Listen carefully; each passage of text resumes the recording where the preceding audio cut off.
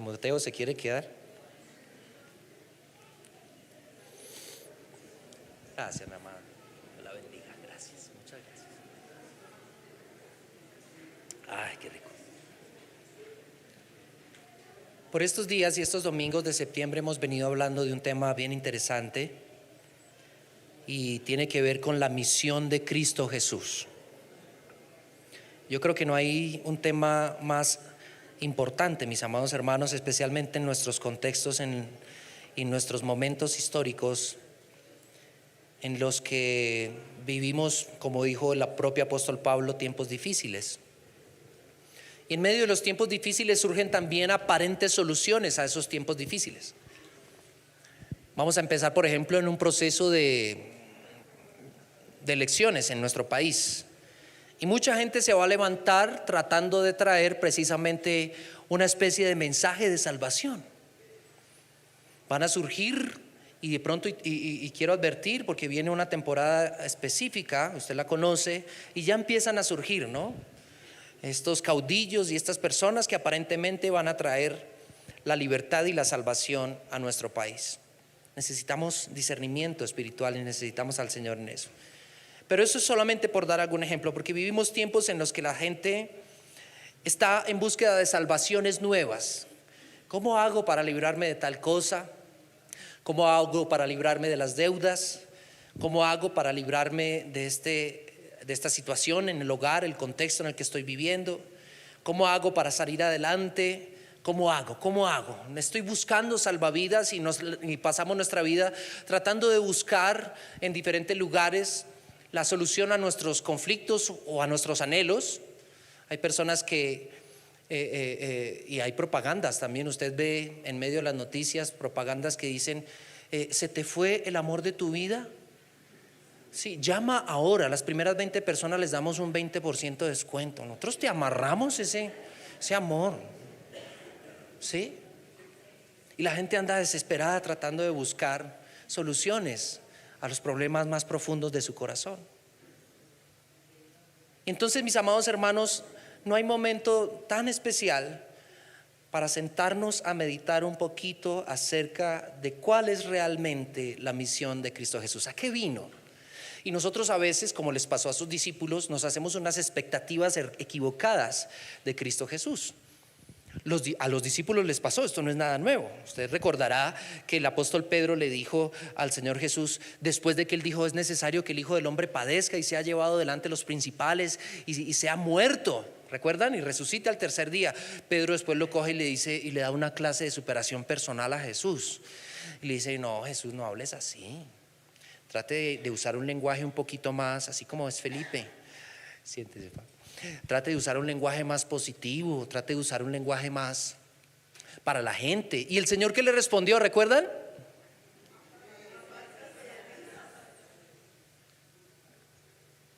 ¿Y qué le siguió diciendo?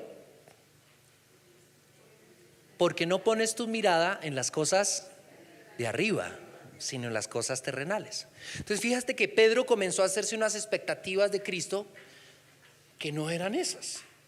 Una vez se le acercaron dos personas a Cristo y le dijeron: Señor, qué pena molestarte, interrumpirte en tu sermón, sino que es que mi hermano no quiere repartir conmigo la herencia. Mis padres murieron, nuestros padres murieron, y no quiere repartir conmigo la herencia. Y él dice: yo no vine a eso. ¿Quién me puso entre vosotros como juez para eso? Yo no vine a eso. Los caminantes de Emaús, Lucas capítulo 24, y vamos a mirar Lucas capítulo 24, al menos algunos pasajes. Eran discípulos de Cristo, vieron sus milagros, vieron el testimonio, vieron gente que, hermano, bajaban gente paralítica y él los levantaba y perdonaba sus pecados. Vieron a ciegos ser devuelta su vista por el poder de Cristo Jesús. Vieron una cantidad de cosas, pero se hicieron para sí mismos unas expectativas que no eran. Lucas capítulo 24, el versículo 21 dice: nosotros esperábamos que él redimiera a Israel. Su percepción de Cristo Jesús y sus expectativas de Cristo Jesús, mis amados hermanos, era que él fuera esta especie de Mesías político, y lo que recibieron a cambio fue un siervo sufriente que fue crucificado en una cruz. Y entonces se decepcionaron y se fueron, y Jesús se les aparece en el camino y los tiene que corregir y les tiene que calibrar su fe. Pero así como ellos, nosotros en nuestros días también nos hacemos unas falsas expectativas. Es decir, hermanos, si le pasó a ellos que vieron su gloria, ¿cierto? Juan y Zebedeo, que también me parece, perdón, Juan y los dos hijos de Zebedeo, Juan y Jacobo, a través de la mamá se acercaron a donde Jesús y le dijeron: Señor, cuando tú estés en tu reino, que nosotros que fuimos como los primeros ahí, que hemos sido los que más hemos hecho, pues ponnos allá a tu diestra, ¿no? Nosotros queremos estar. ¿Se acuerda que se armó una pelea entre ellos? Porque se hicieron falsas expectativas acerca del Señor. El Señor los tiene que corregir. Y mi punto es, mis amados, en esta introducción es: si eso les pasó a ellos, que se hicieron falsas expectativas acerca de Cristo Jesús, ¿cuánto más a nosotros? Y por eso el tema es tan urgente. No se trata solamente de un tema para tomarnos un tinto y una empanada. Hablar de la misión de Cristo es una necesidad. Porque puede ser, mis amados hermanos, que tú y yo estemos teniendo en Cristo Jesús unas expectativas que Él dice: yo no vine a eso. Yo no vine a eso. Yo vine a otra cosa. ¿Me estoy explicando? Y por eso es tan urgente, mis amados hermanos, que volvamos a recordar cuál es la misión real de nuestro Señor. Y yo pudiera poner una imagen y decir: la misión de Cristo es tal cosa, pero vamos a permitir que sea la Escritura la que nos diga, ¿vale? Lucas capítulo 24. ¿Trajo Biblia? Sí. Claro, muy bien, eso. Tenemos que venir con Biblia. Lucas capítulo 24 habla de la resurrección, habla un poquito de lo que les mencionaba acerca de los caminantes de Emaús. Pero vamos a leer nosotros desde el versículo 36 y haremos énfasis desde el 44 en adelante. Pero para darle un poquito de contexto tenemos que leer. ¿Está conmigo? Mientras ellos aún hablaban de estas cosas, los discípulos que estaban un poquito precisamente hablando de sus expectativas, Jesús se puso en medio de ellos.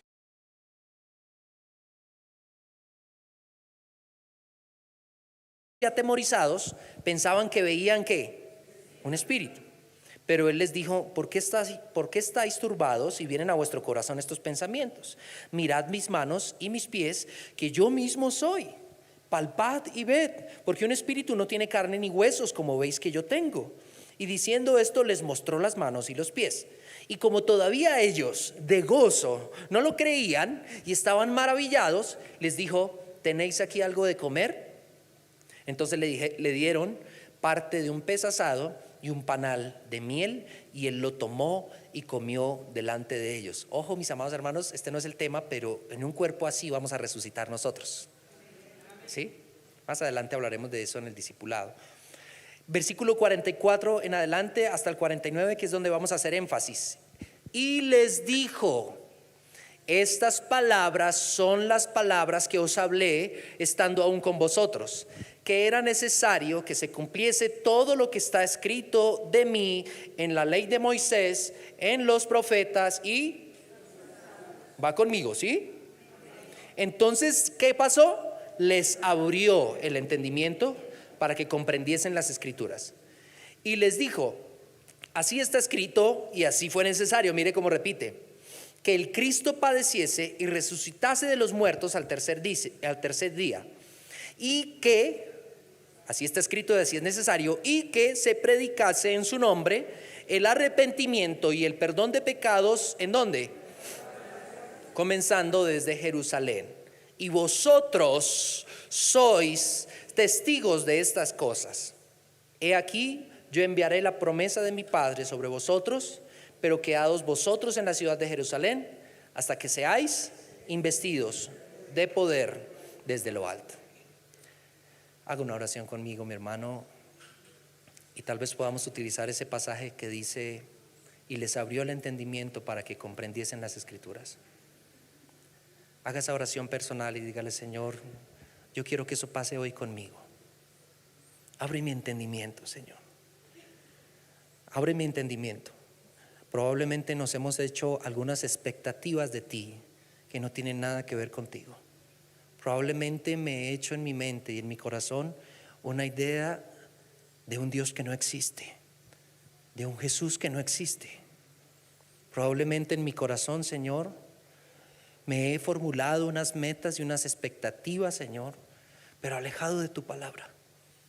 Por favor, Señor, vuélveme a tu palabra y abre mi entendimiento para que pueda comprender las Escrituras.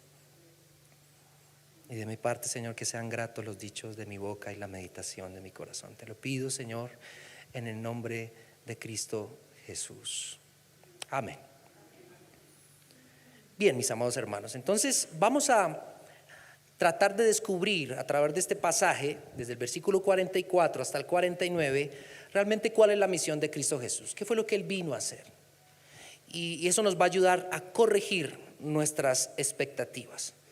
Esto es muy importante y urgente, mis amados hermanos. Cuando nosotros reemplazamos o llenamos el espacio que solo debe ocupar la misión de Cristo con nuestras expectativas, terminamos siguiendo a un Jesús que no existe. Y seguramente su merced al terminar el año pasado se propuso ciertas cosas y dijo: Señor, este año sí espero que me des mi esposa. Señor, este año sí espero que me des mi esposo. Señor, este año sí espero que me cures de esta enfermedad. Señor, este año sí espero que me abras esa puerta de trabajo que no he tenido. Yo quiero ese ascenso, Señor, y me voy a portar bien y voy a ir a ayuno y voy a ir juicioso todos los domingos a la iglesia. Y yo espero, Señor, que todo eso valga la pena. Como escuchábamos una propaganda cuando jugaba la selección Colombia: Señor, yo me he portado bien. Ese Jesús no existe. Ese Jesús no lo creamos nosotros en nuestra mente, pero ese Jesús no existe. Entonces, ¿qué es lo que pasa, mis amados? ¿Y por qué es tan peligroso crearnos esas expectativas de Jesús? Porque pasa el tiempo y como no pasó las cosas que nosotros le pedimos o no pasó como nosotros queríamos, entonces ¿qué pasa con nuestra oración? Empieza a enfriarse, nuestra adoración se empieza a volver mecánica y comenzamos a perder el rumbo de la verdadera misión de Cristo Jesús, que por cierto nosotros estamos llamados a continuar. No son dos misiones paralelas. Dios dijo: toda potestad me es dada en el cielo y en la tierra, por tanto, id y haced discípulos. La iglesia continúa porque la iglesia es la plenitud de aquel que todo lo llena en todo, en el poder del Espíritu Santo. Voy a hablar de eso más adelante.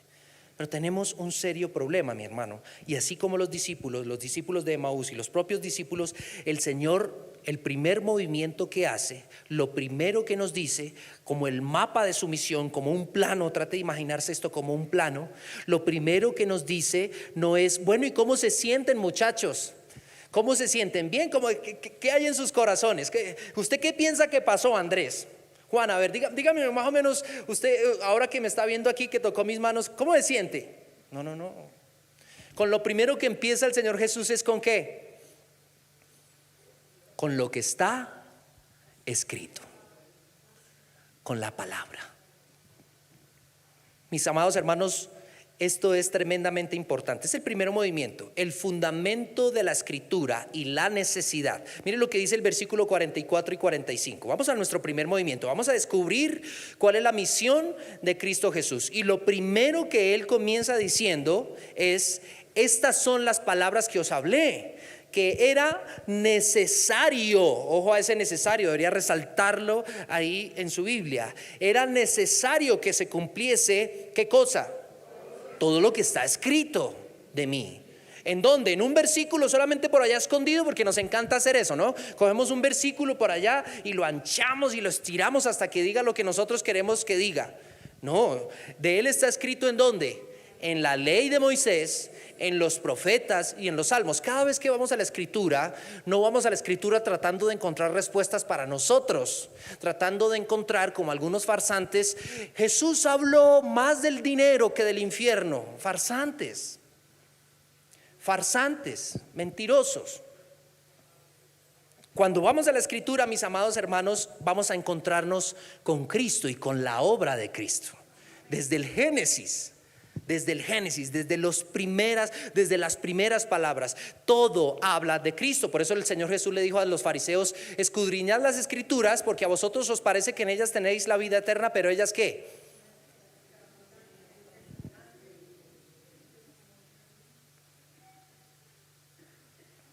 Todas las escrituras dan testimonio de Cristo Jesús. En Apocalipsis dice: Él es el espíritu ¿de qué? De la profecía. Él. Muchas personas van a la palabra y dicen: uy, pastor, yo vi que la palabra decía tal cosa, y yo creo que eso es para mí, pastor. No, mi hermano, no se interpreta así la escritura. Nosotros vamos buscando, y a veces la descalibrada es terrible. Tenemos que tener mucho cuidado. Por eso lo que el Señor hace primero, mis amados hermanos, es tratar de volvernos a lo que está escrito. Lo hizo con los caminantes de Emaús, empezando por la ley de Moisés, siendo llevados por los profetas hasta los salmos. Toda esa escritura ya estaba ahí en diferentes libros, y lo que él hace es: ¿se acuerdan lo que dice Isaías? ¿Se acuerdan lo que dijo tal profeta? ¿Se acuerdan lo que dijo Abraham? ¿Se acuerdan de todo eso? ¿Se acuerdan de todo esto? Los caminantes de Emaús después dijeron: ¿no ardía nuestro corazón cuando él nos estaba diciendo la palabra? Lo primero es lo que está escrito, no lo que sentimos, no lo que yo creo. Y dice la segunda palabra ahí en ese contexto, la otra palabra que pesa ahí, que como que resalta, dice: era necesario. No dice hubiera sido bonito, tal vez encontrábamos otra forma. No, era necesario, y eso significa que es un designio de Dios, que lo que viene debía suceder porque Dios así lo determinó y porque lo dejó escrito. Claro, mis amados, y a veces nos toca ponernos un poquito en los zapatos de esas personas como Pedro, personas como algunos de ellos que seguramente tenían un pequeño emprendimiento o un gran emprendimiento. La palabra no es clara con respecto a eso, pero no me imagino a Pedro con su barca, con sus barcas. Probablemente tenía algunos auxiliares, algunos ayudantes. Alguien puede decir tenía empleados. Entonces se imagina usted a Pedro diciendo: hermano, yo dejé todo por Jesús. Me puse a vender las barcas que yo tenía y ahora recuperar todo eso, empezar otra vez de cero. ¿Quién me mandó a mí? ¿Me estoy explicando? Porque se hacen expectativas de Dios. Dios dice: pero yo, ¿por qué no han entendido? Y así nos pasa a nosotros. Y Señor, pero yo ya tengo 32 añitos y tú no me has dado a mi esposa. Debe ser que tú no me amas. Debe ser que tú no me quieres. Debe ser que tú no me escuchas. Y el Señor con amor tiene que decir: hijo, hija, es que yo no vine a eso. Es que estás poniendo la mirada en las cosas de la tierra. Es que te enseñaron mal. ¿Me estoy explicando? Y hay mucha gente frustrada así, mi hermano. A veces uno habla con ciertas: no, yo también fui cristiano. Yo iba a la iglesia allá del gordito, de ese buena gente. Yo fui hasta Ujier.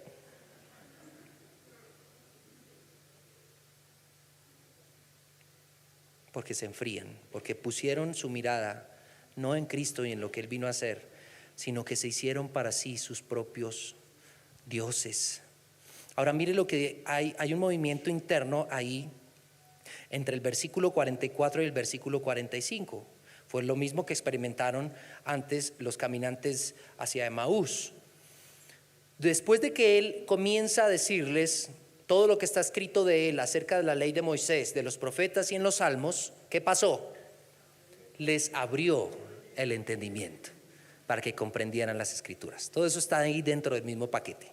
Lo que nos indica, mis amados, que la exposición clara de la palabra de Dios, del evangelio, es lo único que tiene el poder en el Señor para abrir el entendimiento de una persona.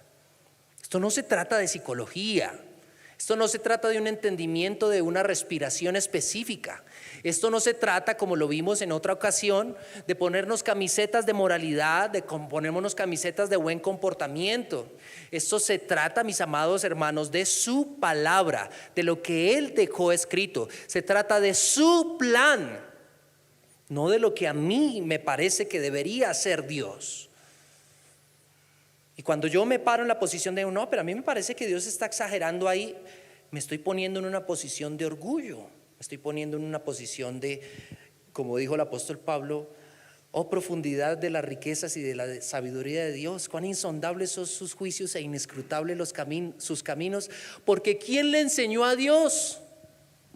¿O quién le aconsejó para que nosotros le podamos retribuir? ¿Alguien aquí ha aconsejado a Dios? A veces lo hacemos. Señor, yo quisiera que me lo hicieras, pero así, Señor, o sea, yo quiero es así, más o menos así, segundo paso así, este añito quiero esto, y si no me lo das, Dios, pues...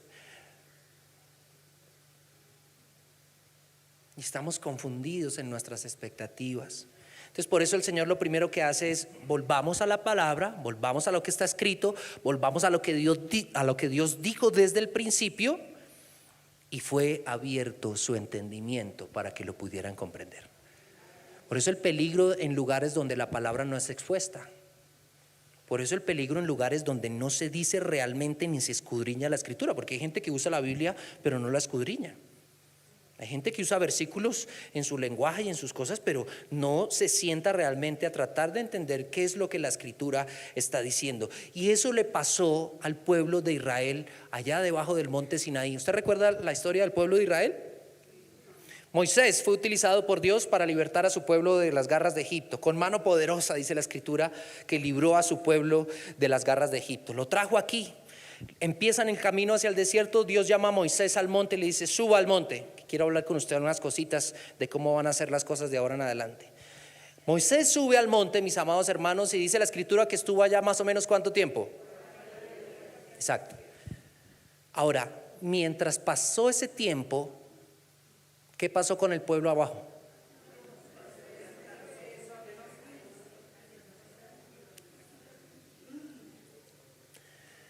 Capítulo 32 de Éxodo dice, mis amados, no tenemos el tiempo para leerlo, dice que las personas que tenían sus propias expectativas dijeron: hermano, este man está demoradito, yo no tenía sino una semana para esto, hermano, yo no sé qué pasó, Moisés, yo no sé si vuelva. Aarón, usted que es nuestro líder espiritual,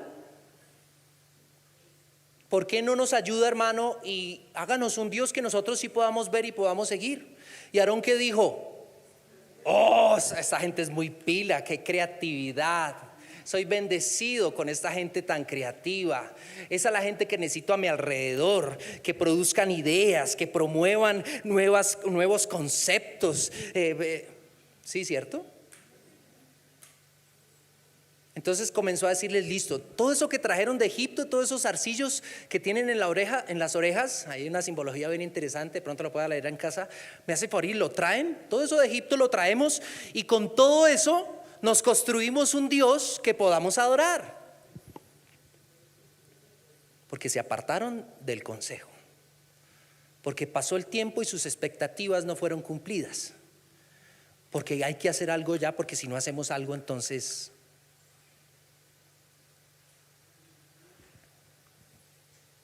Y se apartaron de Dios. Y Moisés, allá en la presencia del Señor, el Señor tiene que decirle: mi hijo, allá abajo el pueblo se corrompió, todo que baje, mi hijo, porque...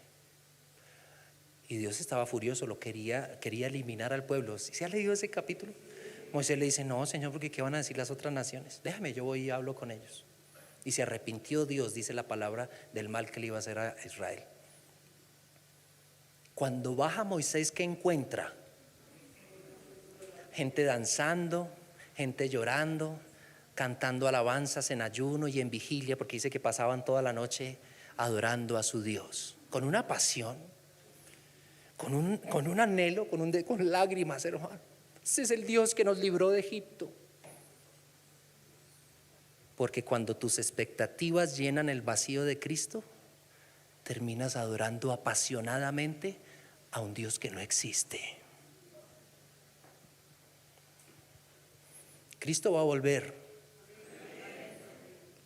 y cuando Cristo vuelva, hallará fe en la tierra, o a un montón de gente apasionada en ayuno, en vigilia, adorando a un Dios que no existe.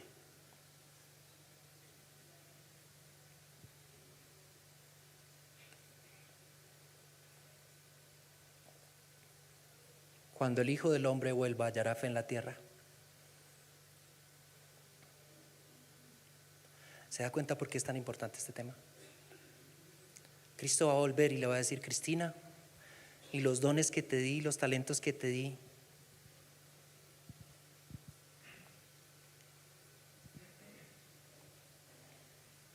no, Señor, es que yo usé esos talentos para mi propia gloria. Bueno. Entonces la brújula, mis amados, nos comienza, la brújula de la palabra de Dios nos marca la partida.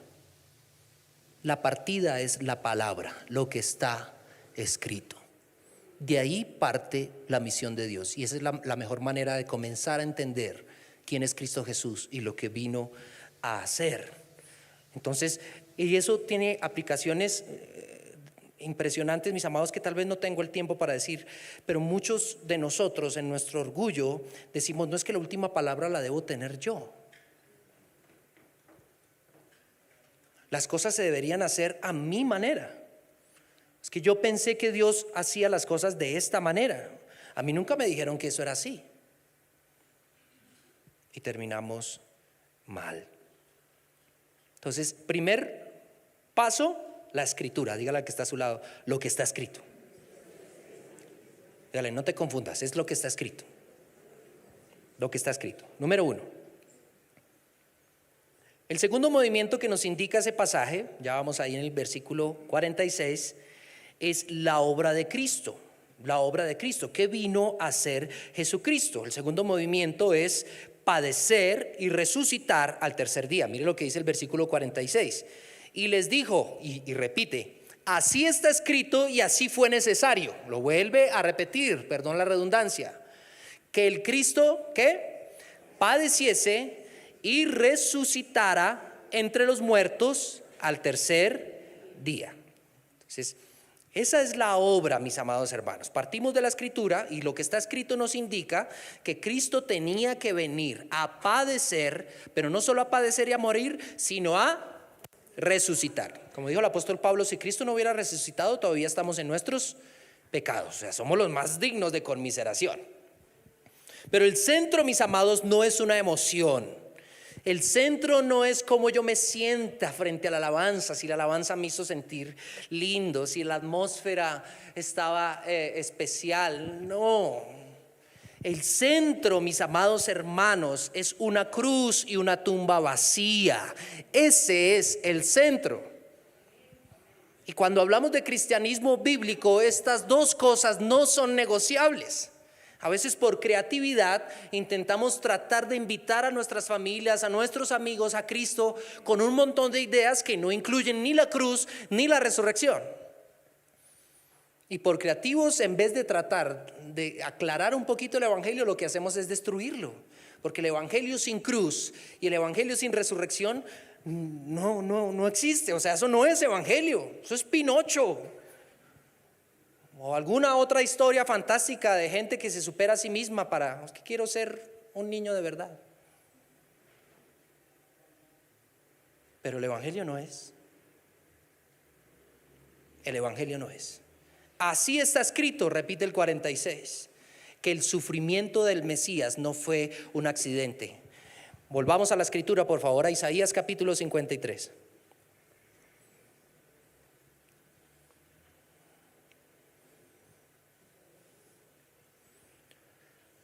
Vamos a leer desde el versículo 4.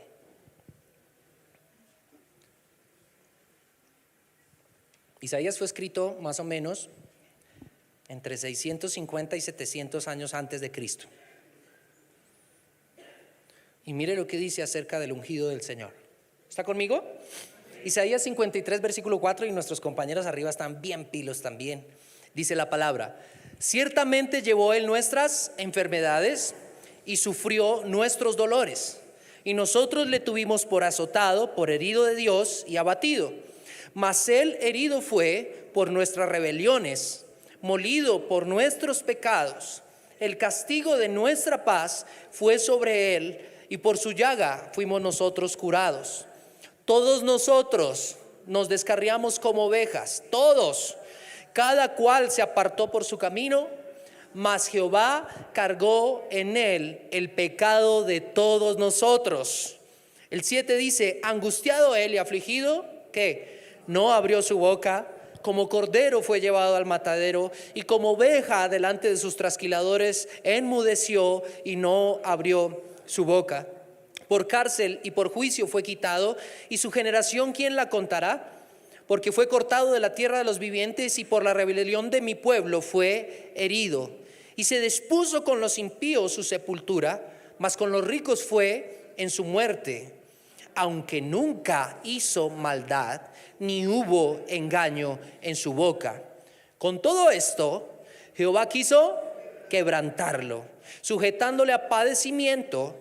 Cuando haya puesto su vida en expiación por el pecado, verá linaje.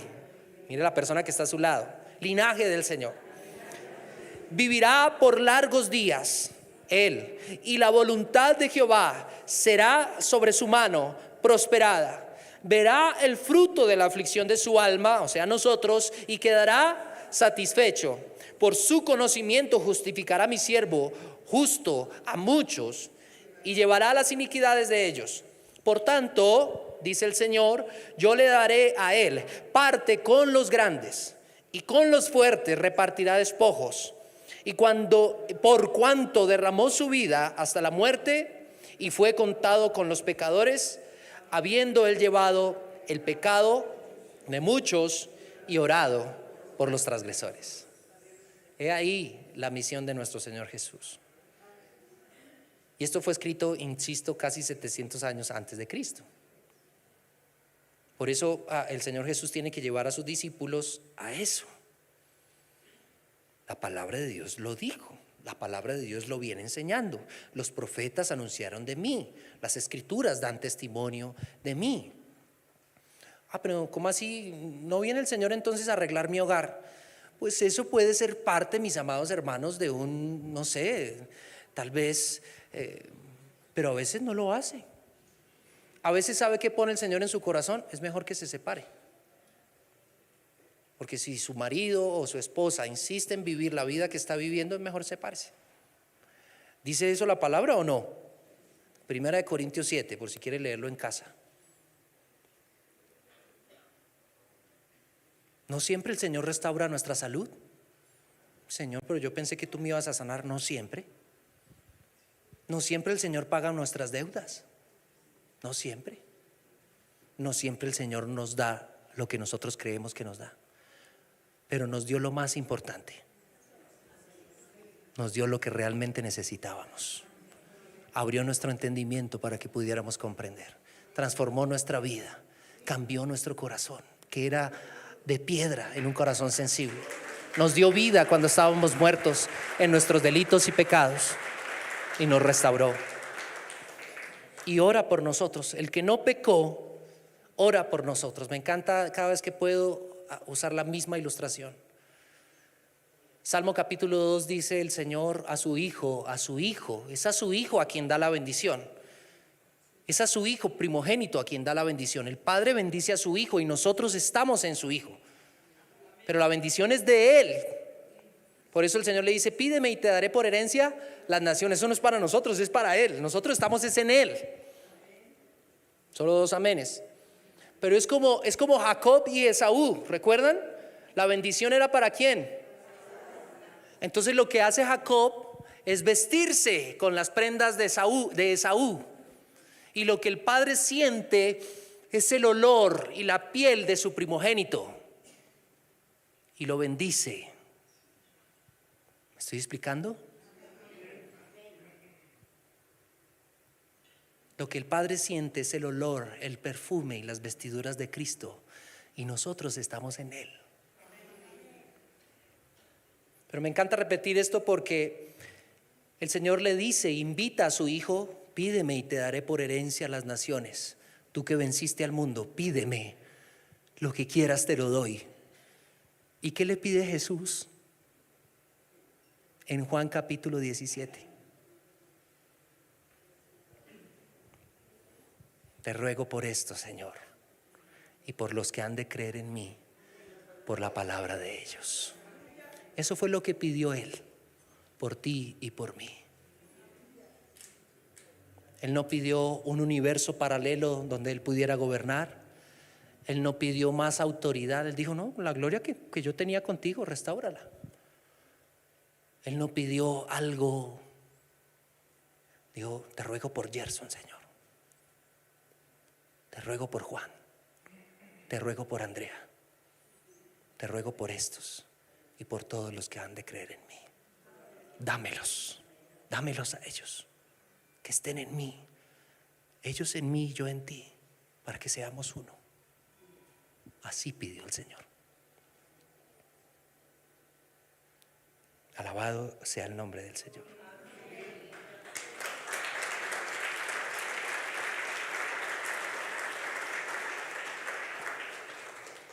Lo otro que dice es que resucitó. Sí. A algunas personas les cuesta creer acerca de esto. Y no es una resurrección como los discursos que hemos venido escuchando en estos días con dolor, cuando se hablaba, por ejemplo, del candidato que fue asesinado, de otras personas. Los discursos que por lo general se escuchan en ese tipo de eventos son, pero Él sigue viviendo en nuestros corazones. No es ese tipo de vida. Que hay personas que dicen, sí, Cristo sigue, claro, su ejemplo, sus ideas, sus cosas, claro, Él sigue viviendo en las personas que lo siguen. No, Él resucitó de verdad. Y así resucitaremos nosotros con Él. En carne, o sea, ellos lo tocaron, por eso la palabra insiste en eso, no, tóquenme, o sea, tóquenme. Y si quieren una hamburguesita por ahí, no les quedó un sándwichito por ahí de pescado. Y lo coman. En ese cuerpo glorioso vamos a resucitar, ya libres de enfermedades, ya libres de un montón de cosas que tal vez no tengo el tiempo para hablar, pero Cristo resucitó. Cristo resucitó.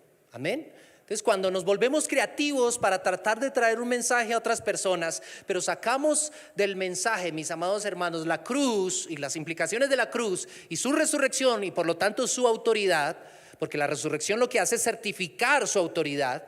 La resurrección lo que hace es decirnos lo que Él hizo valió y Dios le resucitó. Dios confirma su autoridad y le da toda potestad en el cielo y en la tierra. Y si no, estaríamos todavía en nuestros pecados, mis hermanos. O sea, seríamos los más dignos de conmiseración. Entonces, la obra de Cristo no la puedes arrancar del mensaje. Entonces, número uno, para que sigamos en movimiento, porque se me está acabando el tiempo. El primer movimiento y el punto de partida es la escritura, lo que está escrito, ¿sí? ¿Vamos bien? El segundo punto de la misión es la obra de Cristo, lo que Él hizo. Era necesario que Él padeciera y que resucitara al tercer día. Y el tercer movimiento tiene que ver entonces con lo que nos corresponde a nosotros. Dice la escritura, volvamos por favor a Lucas. Ay, se me perdió. Lucas, por la L, ¿no? ¿Sí? Lucas 24. Estamos en Lucas 24, es el pasaje central, ¿sí? Ya vimos dos movimientos. El primero era la palabra, el segundo era la obra. El tercero dice que es necesario y está escrito que se predicase, 47. Que se predicase en su nombre, ¿qué cosa? El arrepentimiento y el perdón de pecados. ¿Cómo? En todas las naciones, comenzando desde Jerusalén. Entonces aquí el tercer movimiento nos va a indicar qué es lo que se debe anunciar, con qué autoridad y a quiénes. Este punto también es importante porque también, insisto, terminamos anunciando una cosa que Dios no ha dicho. Ven al Señor y Él restaura a tus hijos. Ese no es el anuncio. Ven al Señor y Él te dará una mejor economía. No, mi hermano, ese no es el anuncio. Qué pena. Es mejor, dijo el Señor Jesús, es mejor que entres al cielo sin un brazo. ¿Cierto? El Señor le dijo a sus discípulos, no se alegren de que los demonios se les sujetan, más bien alégrense de que sus nombres están escritos ¿en dónde? Esa es la verdadera buena noticia. Pero entonces el anuncio o el que anunciar, mis amados, es el arrepentimiento para el perdón de pecados, como lo han venido hablando nuestros hermanos antes que yo. Arrepentirse, que significa abandonar mi actitud, abandonar el pecado, dejar atrás la confianza en mí mismo y suponer que yo me puedo justificar a mí mismo y volverme al Señor en humildad. Y Él me perdona de todos mis pecados, no porque yo haya hecho este recorrido o una oración, sino que la base del perdón está sobre ¿quién? Sobre la cruz de Cristo. Él fue el que cargó por nosotros nuestros pecados, como leíamos ahorita. El castigo de nuestra paz fue sobre Él, y por sus llagas fuimos nosotros curados, fuimos nosotros perdonados. La base del perdón no está en lo que yo haga. La base del perdón está en lo que Cristo Jesús hizo. Solo un amén. La base del perdón está en lo que Cristo Jesús hizo, no en lo que yo haga. No se trata de subir Monserrate con frijoles duros entre las botas. Se trata de lo que Jesús hizo. Y por eso es que le alabamos, mi hermano, porque Él es digno de toda alabanza. Él es digno de toda y suprema alabanza. Entonces el mensaje tiene que ser muy claro. Tiene que arrepentirse y tiene que creer. Ese es el mensaje. No es más. No tenemos que ponernos a inventarnos creativamente un montón de cosas. No, el mensaje es: arrepiéntanse y crean en el Evangelio. Crean en el Evangelio de Cristo Jesús. Dejen atrás sus pecados y vuélvanse al Señor. Ese es el mensaje de toda la historia. Ese es el mensaje de los discípulos, es el mensaje de Juan el Bautista y es el mensaje del propio Señor Jesucristo. El reino de los cielos se ha acercado, arrepiéntanse y crean. Y no es una sugerencia, mire lo que dice Hechos capítulo 17.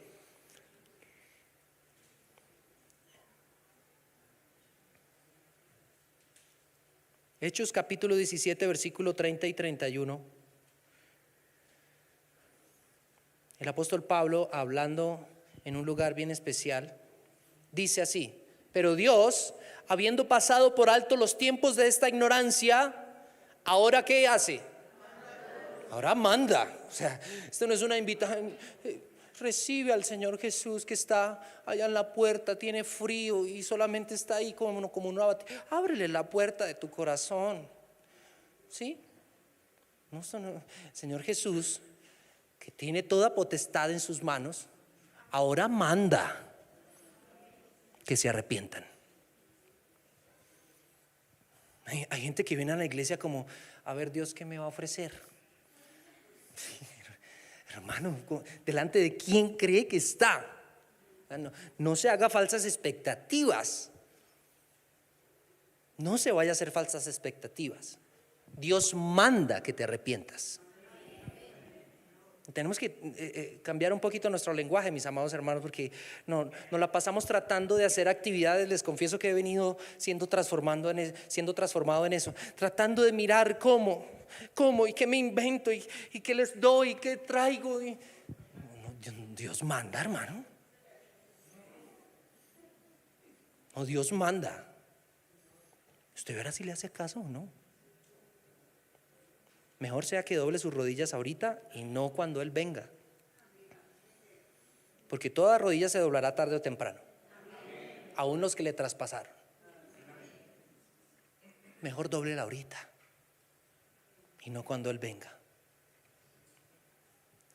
Entonces el mensaje es: arrepiéntase y crea en el Señor. ¿Con qué autoridad decimos eso? Porque alguien puede decir: este mancito que me viene a decir a mí, bien pecador que es, y probablemente sea cierto también.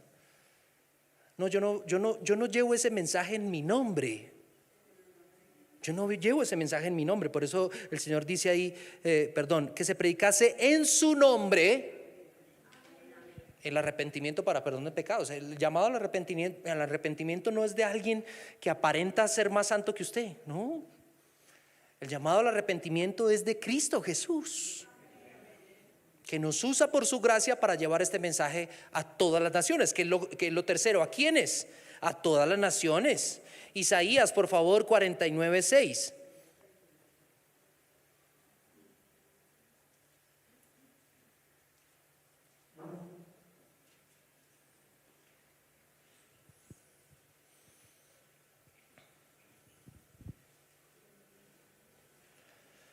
¿Está conmigo? Isaías 49:6 dice, poco es para mí que tú seas mi siervo para levantar las tribus de Jacob y para que restaures el remanente de Israel.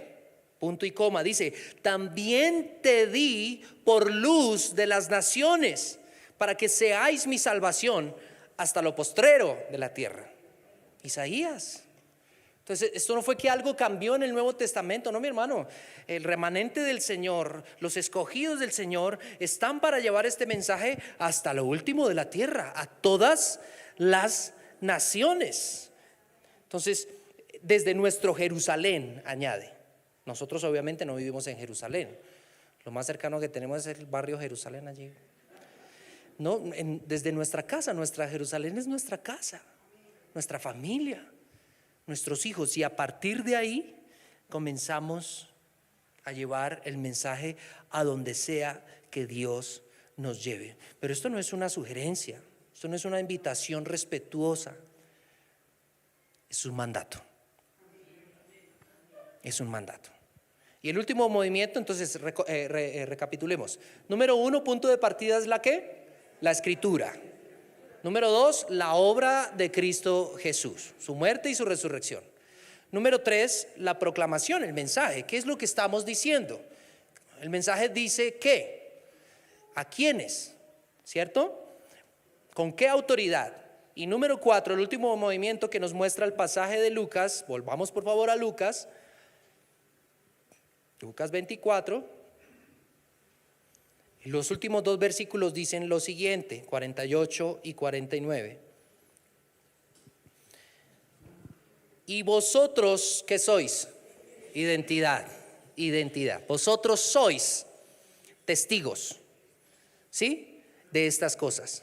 He aquí, yo enviaré la promesa de mi Padre sobre vosotros, pero quedaos vosotros en la ciudad de Jerusalén hasta que seáis investidos de poder desde lo alto. Entonces el cuarto aspecto es el poder que recibimos de parte de Dios para poder ser testigos.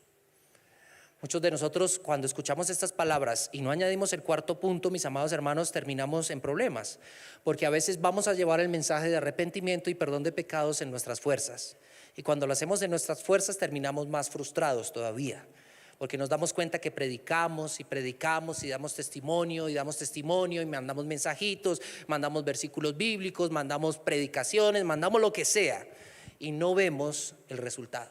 Y otra vez, nuestras expectativas tienden a tomar el lugar del Espíritu de Dios y terminamos otra vez frustrados. ¿Les ha pasado?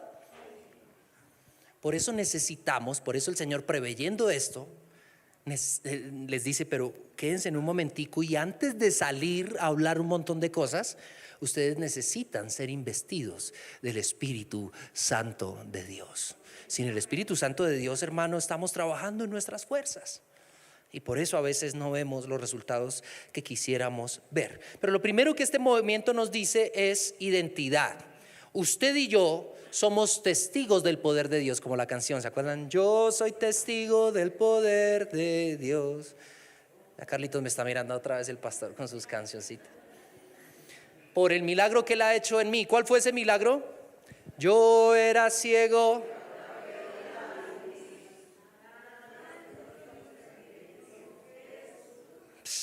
Somos testigos. Ahora, un testigo que no habla ya no caben dentro del término de testigo. Una cosa ahí. Ya no es testigo. O sea, ¿cuántos creen que Dios ha cambiado su vida? Ustedes son testigos de estas cosas, dice el Señor. Ustedes son testigos de estas cosas. El llamado es para todos. Ustedes son testigos de estas cosas. Dios te manda a anunciar. El testigo habla. O sea, por implicación lógica, el testigo no se puede quedar callado. Es testigo porque tiene algo que decir. Dígale al que está a su lado, Rubicita, ¿eres testigo de estas cosas?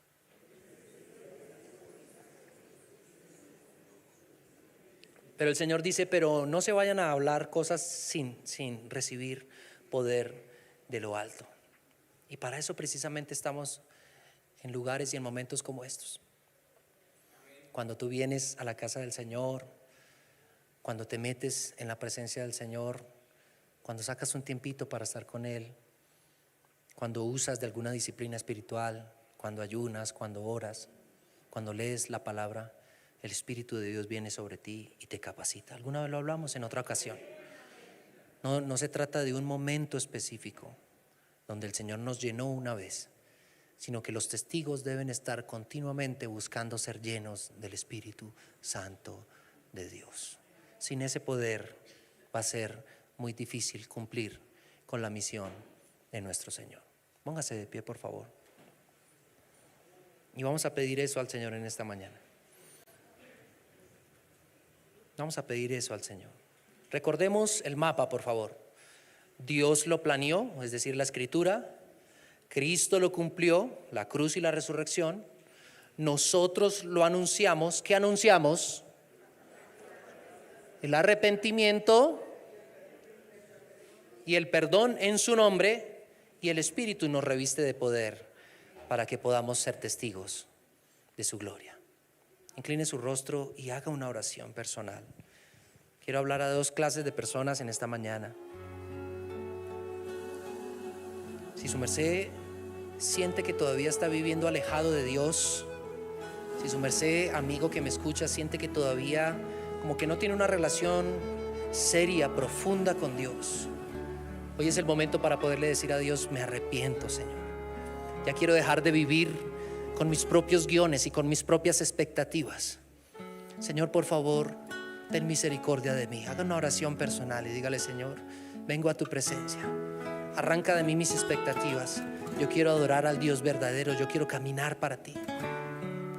Y a la iglesia, y siga haciendo esa oración, a la iglesia el Señor le dice: llénate de mi espíritu todos los días.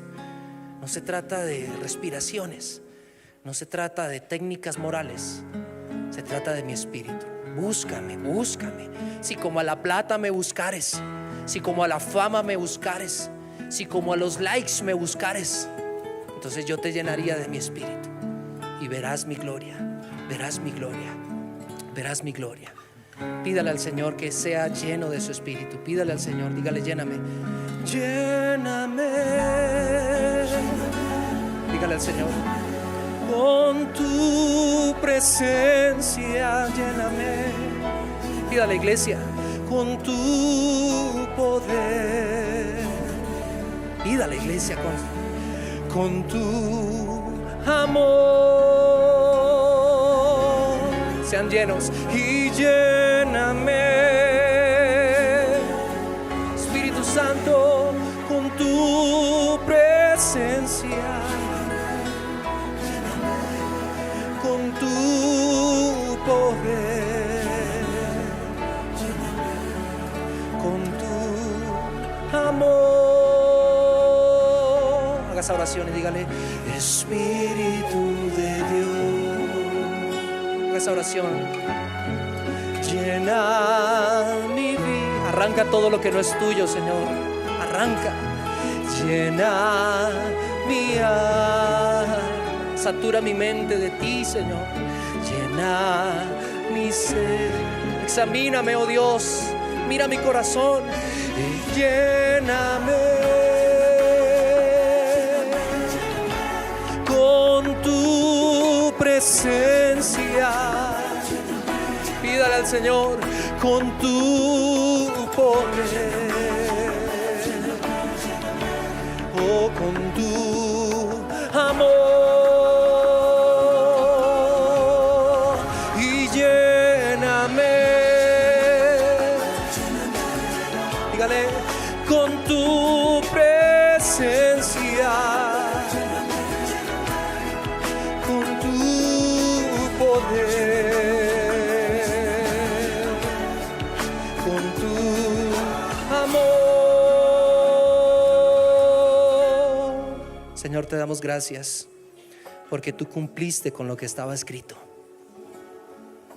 Te damos gracias por haber venido al mundo, Señor, a revelarnos al Padre, a revelarnos su plan, a revelarnos lo que Él tenía para nosotros, a rescatarnos, a pagar por el precio que nosotros no podíamos pagar.